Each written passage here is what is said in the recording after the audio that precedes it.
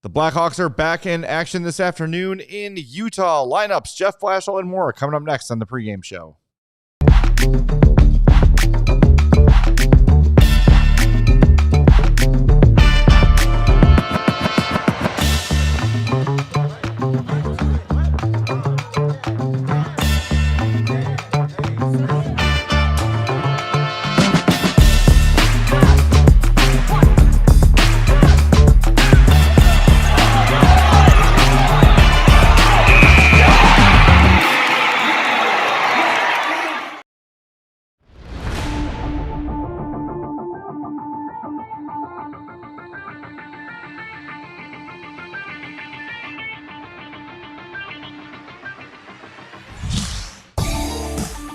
Happy Sunday. Welcome into the CHGO Blackhawks pregame show presented by Bet365. Download the app. Use our code CHGO365 when you sign up. Whatever the moment, it's never ordinary at Bet365. Hope you're having a great day. I'm Jay Zawaski. That's Mario Tirabassi. Chloe Thiel is here running the show as always. Happy Women's History Month, Chloe. We're happy to have you here. I really appreciate this. Thanks for all you've done for women's history. Thank you. I've done a lot. You have. I don't love that I had to remind you, but that's okay. Next year you'll get it. I'm 4 cups of coffee in and it hasn't quite worked yet. I forgot that it was March 1st, even though we talked about it being the 28th yesterday. Yeah, so. It is. Happy March, everybody. We're also just a few days away from the trade deadline on Friday. Before we get into today's preview, you should know Friday will be a very busy day for us. Deadline to 2. We're going to be live on the air from 1 to 3. It's like a pseudo watch-along / reaction podcast. Then the Hawks play that night at the United Center. So we'll have a post-game show for you, too, with the potentially new-look Blackhawks. We'll also have a mini-pod dropping tomorrow. We have a post-game show today. So you're going to be sicker of us than you ever have been. All right, before we hear from Jeff Blashill, a couple things that have happened since he spoke. Arvid Soderblom will start in goal. We kind of knew that was going to be the case. Sam Renzel was a game-time decision. He will not play today, still dealing with that illness. Kevin Korchinski back in the lineup. We'll get, when they go through line rushes, we'll have the exact lineup, but let's hear from Jeff Blashill first and hear what he had to say about the Mammoth and Blackhawks dropping the puck at 3 today. Renzel feeling better? We'll see. It'll be a game-time decision. The Grizzly-Leibschnab pairing, I don't know if you have them together again today, but... they were together, right? You look skeptical. We moved guys around yesterday. Guys were moving all over the place, but go ahead. I just maybe just on Leibschnab in particular, like what have you seen from him these first 2 games coming out? I thought he's played 2 good games and unfortunately been on the ice for important goals against, 1 each game. But honestly, I think if you look at in totality, I think he's played 2 pretty solid games. I think defensively he's been pretty good. So, I'm not concerned about it. It just, unfortunately, again, I think when the puck goes in the net, everybody, the big light goes on and all the lights go off, one light goes on, and you're in the spotlight there, but ultimately, our job is to judge the process, and I think he's done a pretty good job process-wise over the last couple of games. Do you feel like his positioning in the D zone has been better? Yeah, it's been pretty good. He's overall been pretty good. It's never going to be perfect, but I think he's done a pretty good job. Is there a way to get him, I guess, more initiated offensively or get him back to where you guys had him before? Well, that's the balance, right? I think the big balance for most offensive players when they come in the league is how do you produce offense and be good defensively? And, there's a lot of teams whose players it took a long time for them to learn to do both of those. And he's 19 years old, or 20 years old now as a defenseman. I think right now, obviously we went through a stretch where we're pushing him offensively. We want him to reach his offensive ceiling, but it can't be at the sacrifice of defense because you just can't rack up minuses like that and be expected to continue to play. So I think right now his primary focus is making sure he's really good defensively and then learning how to add that offense while being accountable defensively. There's a lot of focus obviously on him and Korchinski because of where they're drafted and what offensively is expected of them. I guess in your career, have you any examples come to mind where just, I guess, the development takes some time or just that offensive side, there is that kind of push and pull? It's guy, I don't want to necessarily set examples, but it's guy after guy after guy that, come in the league. And some guys, score a bunch and but can't play defense and their teams don't win for a long time until they learn how to play defense. And Some guys come in and especially defensemen are a different animal. And just because they're drafted high, I don't think means that they're necessarily going to be high producers offensively in the NHL, like ultimate high. Like there's very few elite offensive defensemen in the league. It's the hardest thing to be in this league. You can be a great two-way, efficient defenseman and have huge impacts on winning. And ultimately, I don't think Artie may become an unbelievable offensive player. He might be. But I think he's going to be a really good player no matter what, because he's really strong. I think he's going to be able to defend really well. I think he's going to be able to add offense. I coached a guy like that in Moritz Seider in Detroit. And, Moritz is now kind of an all-situations defenseman who is out there 5-on-6, out there 6-on-5, PK, PP. Like, that's a huge value. And you look around the league and name me the number of guys that do all that. There's not very many of them. I don't know if anybody would say he's like this elite offensive guy, but he's a great winner, and that's partially why they're winning. But it took him time to get there, and it's going to take Core, Chardy, all these young D time to get there. You said yesterday that Burakovsky was going to start on top right wing again. Is there any reason why you haven't really experimented with the top right wing like you have with the left this season? I guess, we look a little bit at fit and stuff like that. Like, who's the other guy that's a better fit, or what makes sense for us? It's easy to say, you should experiment, but who's the guy experimenting with? Like, who's that player that's, has the brain enough to kind of give and go with Connor? Like, playing with great players is not as easy as it always sounds, and you have to, certainly with Connor, when he gives the puck to you, you got to have enough give and go in your game to make sure you get it back to him at the right spots. You got to be able to transport it at times a little bit. Right now, Berkey, I think his intention's been really good. I think he's not feeling it right now. We'll give him another little bit of runway and see how he does. Like, certainly there's been times this year where he's been great on that line, and he can change stuff, and sometimes it's the right move, and sometimes it's panic. And right now, we're just going to stay with it and see how it goes. And at some point, we might have to make an adjustment and try somebody else there for sure. I think we did it for a very short period of time, maybe a game or within games. But again, it just depends who that other guy is. So. All right, there he is, Jeff Blashill. Andre Burakovsky will continue to play on the top line. He just said it, but it stood out to me what Blashill said. I think his intention's been really good. I think he's not feeling it right now, so we'll give him a little bit of runway to see how he does. I feel like he's been given a lot of runway, but what you heard there at the end from Jeff Blashill saying it's just a matter of who the other guy is, do they not really have any other options to play with him? I could see where he's coming from, but you've got Teuvo Teravainen, you've got Ryan Donato, you've got other guys that can play on the top line with Connor Bedard. Look, Philip Kurashev did it for a couple of years, and one year he had 50-some points. So, yeah, it's not always easy to play with talented players, but it's not like Andre Burakovsky is the only option for the Hawks. I think he's starting to see what we're seeing. It's impossible to ignore if you're actually watching the game film. It's right in front of you, him turning over pucks, him botching 2 odd man breaks in last night's game. The game back, the first game against Nashville, it took him 30 seconds into the game to turn the puck over and get the Hawks pinned in their zone.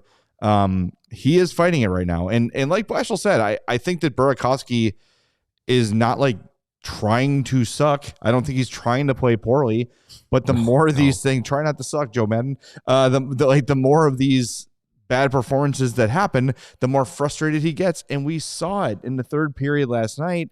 He turns the puck over and skates to the bench with his head down, on the bench with his head down. He's feeling it. I guess it's good that the coach believes in him and keeps rolling him out there. He's got to get out of this, man. He's got to, and I guess it's going to be up to him to do it. Yeah, it comes down to the actual execution when you're in those positions. Are you creating plays that are net positives, or are you out there negating plays and becoming a liability when the puck's on your stick? I don't want to see that from Burakovsky. This team's better when he's better, obviously. Yep. But if it continues, you have to. We got to that point right before the break. It was we were seeing it game after game after game, and then finally there was, okay, he's off the power play and he's down in the lineup. And if we get back to that point, that's got to happen again. You're moving Donato around, you're moving Oliver Moore around, you're moving Tyler Bertuzzi around. the lineup. So obviously you can mix things up and you can go with different looks. Donato had a career year last year playing with Connor Bedard. If Burakovsky doesn't turn a corner and find the way that he was playing at the beginning of the year with Connor Bedard, what's to say you can't run Ryan Donato with Bedard again? We've seen Bertuzzi play with Bedard. We've seen, you could give Tavo a shot. Like I just think continuously running out the same thing when it isn't working is it's getting frustrating watching as a fan and knowing that there are other things that you could do.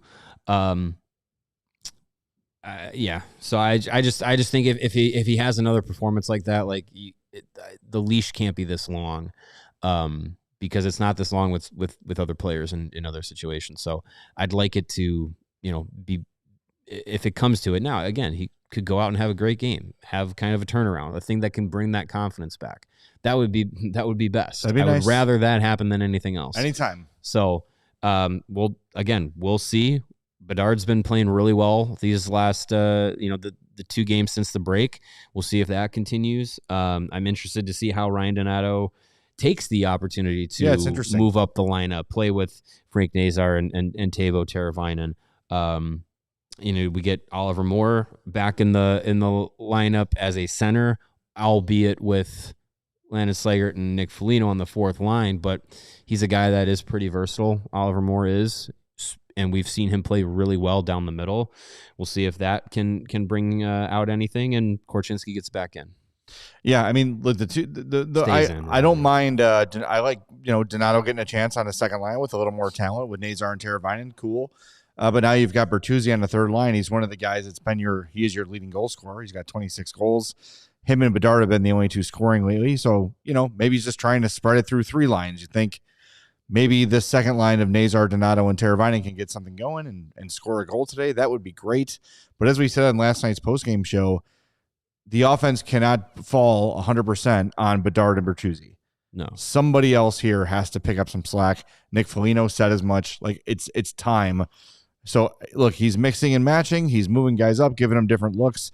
The only thing that's not changing is Burakovsky. And look, I don't want to keep doing Andre Burakovsky pregame shows and postgame shows because at this point, we've basically said everything there is to say about it.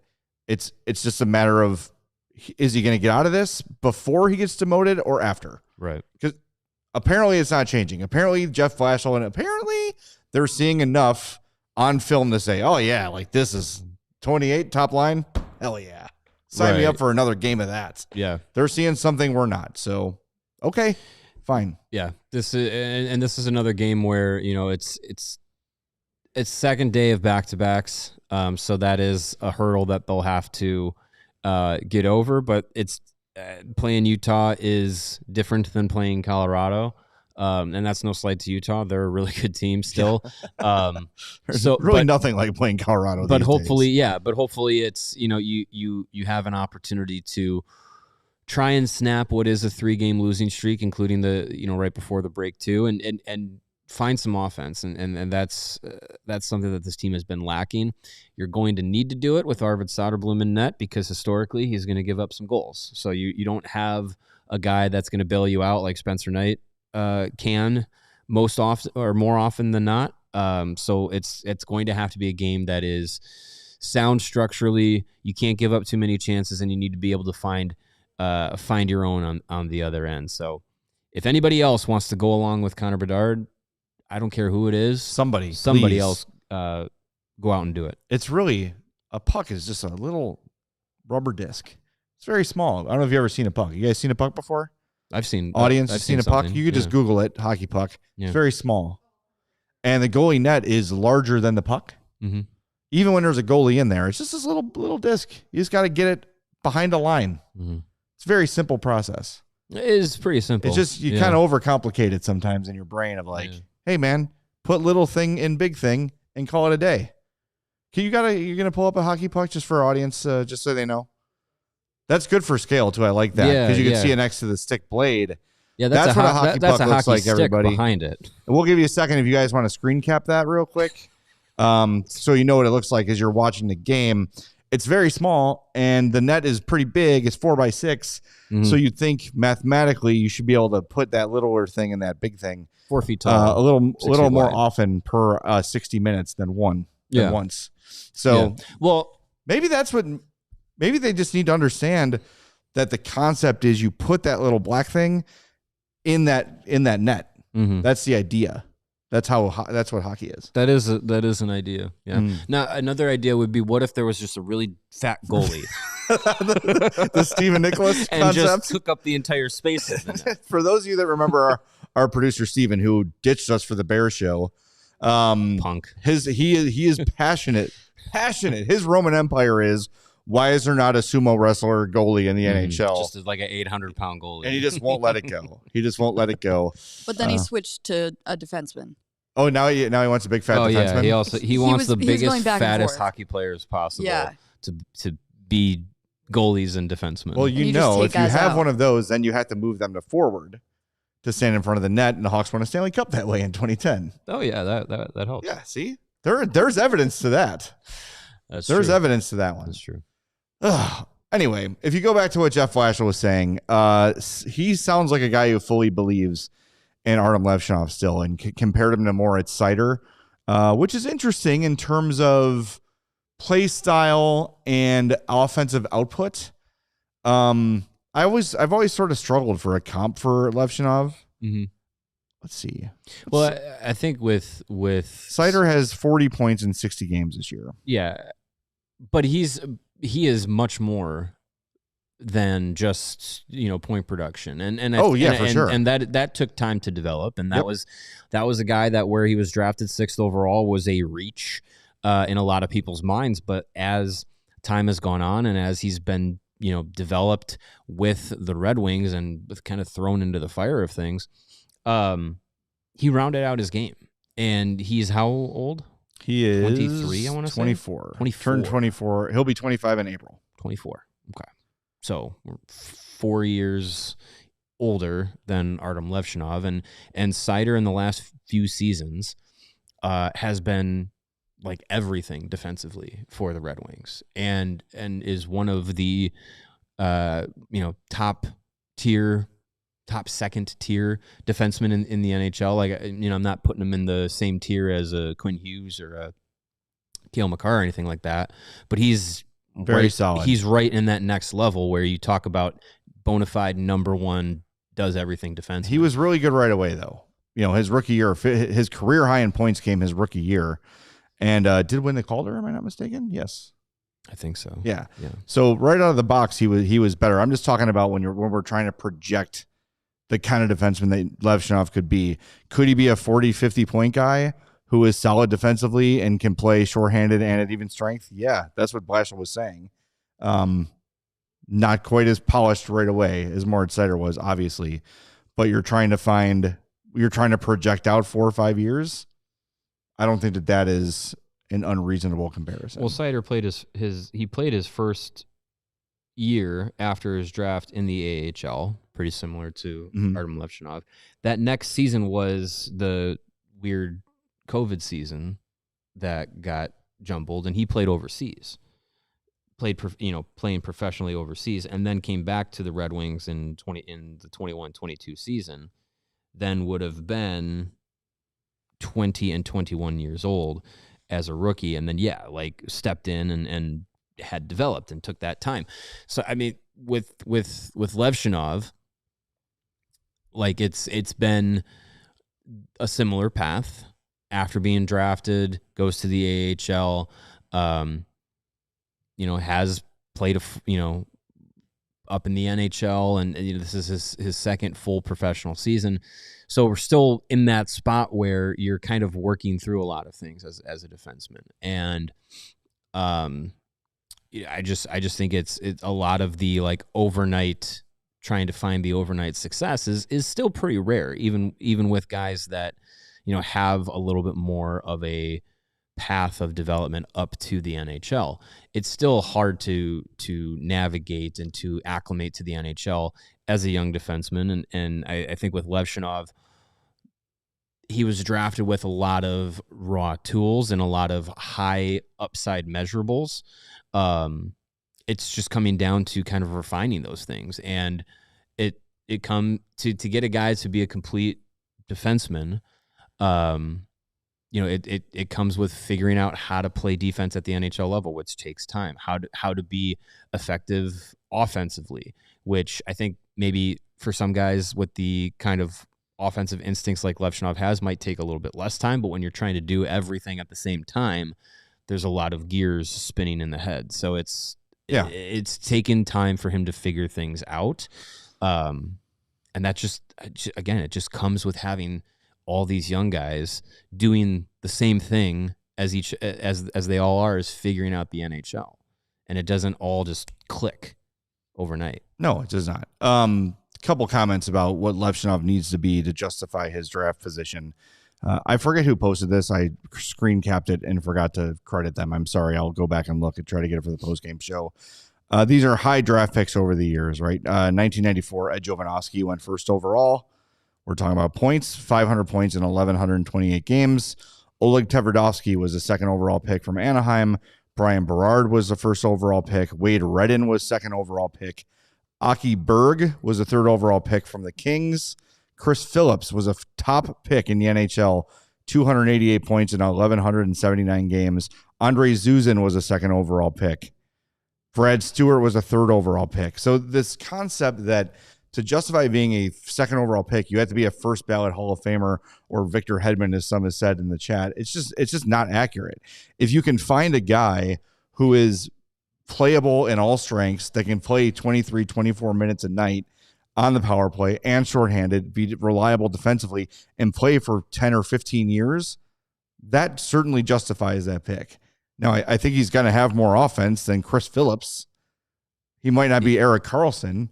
No. But this concept of he has to be a point per game defenseman to justify the pick is absurd. Go back and look at hockey history and find me that guy.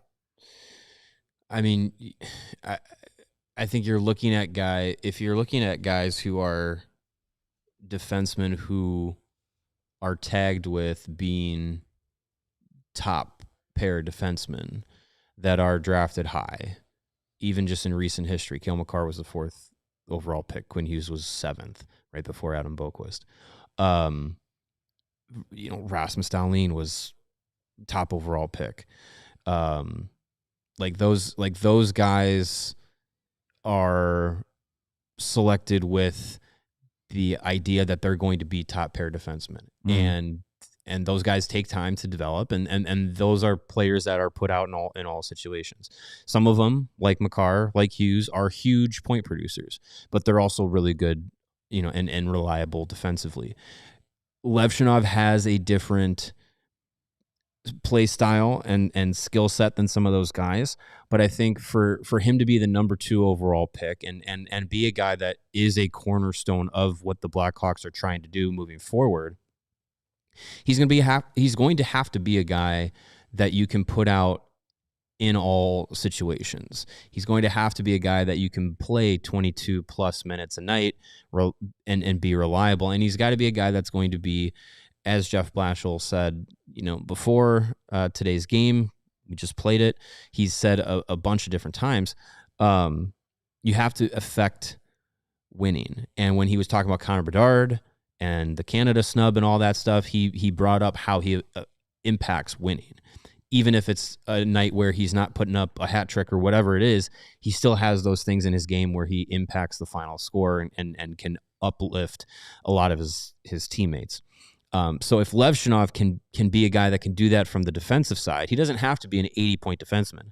But if he's 40, 50-point defenseman, that's great, because that's great alongside with the fact that, like, you kind of want him to be able to be a guy that also can kill penalties and also plays in all the high danger 5-on-5 minutes. And he's a top matchup guy. Like that's what you want a number 2 overall pick defenseman to turn into. And if he falls short of that drastically, then yeah, you're talking about a huge misstep in selecting him second overall. But if he's just short of that, I think you can still live with it, because you have other guys in the defensive group that you have high projectables for, like Rinzel, like still Kevin Korchinski, and you have players like Kaiser and Vlasic and Crevier to an extent that you feel like comfortable and you can rely on them more often than not. Just for reference, in the history of the NHL, there have been 30 90-point seasons from defensemen. Most of them by two guys, Bobby Orr and Paul Coffey. Yeah. Active players, 1, 2. This is 90 points. 4 by a active defenseman. players have had seasons of 90 points or more. Cale Makar twice. Cale Makar once. Makar twice. Hughes once, and Carlson once. By the way, the greatest season for a defenseman. Carlson had 100 points. Was it right last year? Carlson had 101 points in 22-23. Yeah. The highest season ever for a defenseman was Bobby Orr had 139 points in 78 games. He had 37 goals, 102 assists. You want to guess how many of those goals came on the power play of his 37 in a row? 5. 5 power play goals out of 37. It's pretty good. Good Lord. So here's the top 10 seasons. Bobby Orr, Paul Coffey, Bobby Orr, Paul Coffey, Bobby Orr, Paul Coffey, Bobby Orr, Bobby Orr, Paul Coffey, Paul Coffey. Yeah. Seeing a trend there. And then Al McGinnis peaks in at number 11. A lot different NHL being played by those guys than now. And as Mark points out, both ex-Blackhawks. That's true. Yes. I think they played a combined like 12 minutes for the Hawks. You're right. How many games did he play for the Hawks? Paul Coffey? Bobby Orr. Oh, Bobby Orr. He played like two half seasons. He played 26 total games. Yeah. Those dang knees. And Paul Coffey played, I think, 7 and was like, yeah, get me out of here. Yeah. I'm good. Yeah, I think the looking at how defensemen 10 games for Paul Coffey. Yeah, put some respect. Looking at the top tier drafted defensemen recently, like there's a lot of guys that have different styles. I think that's something that has just evolved over time. Some of those guys that you mentioned from those 90s, like Wade Redden being a top pick, like he was not going to be a guy in the modern NHL that would be like, oh yeah, like he's going to be like cornerstone play. Like no, just a really good player for a really long time. He didn't have that same kind of profile. But if you're looking at like those top pick defensemen, a lot of them either are guys that you're like, they're big, they're stout defensively, physical, usually right shot, or they're like impeccable skaters, great puck movers, like high offensive minded thinking guys, or you have those combinations, those unicorn combinations where it's a guy that has pretty much a little bit of everything, and it's just getting time for it to develop into that. Well, and that's what the Hawks drafted in Levshunov. Yeah, that's what they think he's going to be. With Levshunov, that's what they believe that they have in him as a guy that is big, is a right shot, can skate well, can be impactful at both ends of the ice. It's just taking time for it to mold the piece of clay that he is. That's it. It's going to take time. Korchinski back in. Last night played, 824, I think was the total. Not a lot. Wonder if it will be more tonight, because last night it was hey, you're playing. Get in there. Get ready, because Sam Rinzel's sick. And he's going to be fresher of the other 5 defensemen who all played teens or 20s minutes of ice time. So I don't know if Blashill thinks about it that way and it's just like, oh, I'm going to lean on him more, or if it's still going to be a sheltered role in this game. Yeah, I'm curious to see what Jeff Blashill thinks about Kevin Korchinski, because I don't know. I don't want to. I'm not trying to like tinfoil hat this. And sorry, Chloe, we throw those away, the ones you made us. But I wrapped my leftovers in them. Just like he's here, but he's got to earn it, and and then he plays 8 minutes. Doesn't feel like he's quite as sold on Korchinski, but we'll see. He's got another opportunity here to impress the coach. We got a question from our old pal and YouTube member, Windy City Hockey, celebrating 5 years of membership, or 5 months rather, of membership with his, I believe this is his free super chat that you get as being a part of the YouTube membership program. Nice. Says, should the Blackhawks consider picking up Mangiapane off waivers as a cap insurance with potential Murphy, Dickinson, McCabe, and Foligno are gone. Andrew Mangiapane is placed on waivers today by the Oilers. Yeah. 3 and change I'm looking right now. on his cap hit. I think it is 3.6 next year too. 3.6. Look, as far as a guy not getting an opportunity that could here, sure. I don't think you're picking up a forward that's of his stature. No, you just play Doc, you play Slaggert, you call up Lardis. Yeah, Frondell's coming. You give you want to still give that forward spot that is very likely going to be opened by trading Jason Dickinson to a young player. Mangiapane's what, 29? Yeah. No. You just want the jersey Windy City hockey. We know it. You could help. You could pick him up off of waivers and help the Oilers by grabbing that for free, and then if you up until Friday also have another conversation with Stan Bowman and say, hey, we plucked your guy for free. We also want to do a trade. Yeah. If you want, whoever, we helped you out here. Let's get a return for maybe Murphy or something that's a little bit nicer than it would have been if we didn't also do that thing That's for you. F considerations. Yeah. That's what that is. All right, we're going to wrap things up. We'll be back as soon as the game ends. We'll see after that. If they win, we'll see fewer of you. But either way, you're welcome. Talk to you then on CHGO Blackhawks. We all silly like the mayor.